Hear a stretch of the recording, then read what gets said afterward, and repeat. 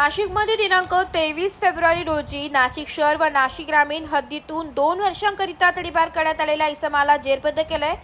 सदरची कारवाई ही गुन्हे शाखा क्रमांक 1 ची आहे। याबद्दल सविस्तर वृत्त असं की माननीय पोलीस आयुक्त संदीप कर्णिक साहेब, माननीय प्रशांत बच्छाव साहेब पोलीस उपायुक्त गुन्हे शाखा, माननीय सहाय्यक पोलीस आयुक्त श्री संदीप पेटके साहेब गुन्हे शाखा यांनी नाशिक शहरातील पाहिजे फरार आणि तडीपार आरोपी इसमवर कारवाई करण्याबाबत सूचना दिलेल्या होत्या। त्याप्रमाणे दिनांक 23 फेब्रुवारी रोजी पोलीस अंमलदार तेजस मते व सोबतच्या पोलीस अंमलदार मनोज परदेशी, वाल्मिक चव्हाण, पोलीस अंमलदार प्रवीण वानखेडे, महेश खांडबहाले असे सातपूर हद्दीत पाहिजे फरार तडीपार आरोपी यांची माहिती काढून सातपूर हद्दीत शोध घेत असताना पोलीस अंमलदार तेजस मते व पोलीस अंमलदार महेश खांडबहाले यांना बातमी मिळाली की तडीपार गुन्हेगार नामे अजय तुकाराम घोले हा सातपूर गाव खोका मार्केट नाशिक या ठिकाणी उभा आहे।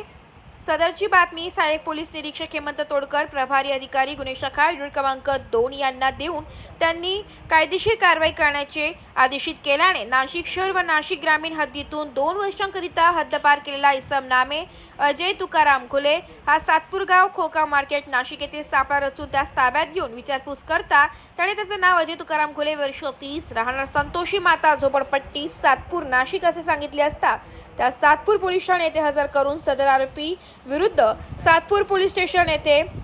पोलीस अंमलदार तेजस मते यांच्या फिर्यादीवरून गुन्हा दाखल करण्यात आलेला आहे।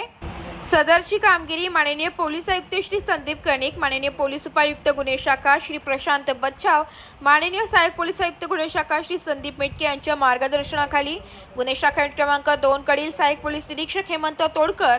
प्रभारी अधिकारी पोलीस हवालदार नंदकुमार नांदुडीकर, वाल्मिक चव्हाण, मनोज परदेशी, किरण अहिरराव, पोलीस अंमलदार तेजस मते, प्रवीण वानखेडे, महेश खांडबहाले, जितेंद्र वजिरे अशांनी केली आहे।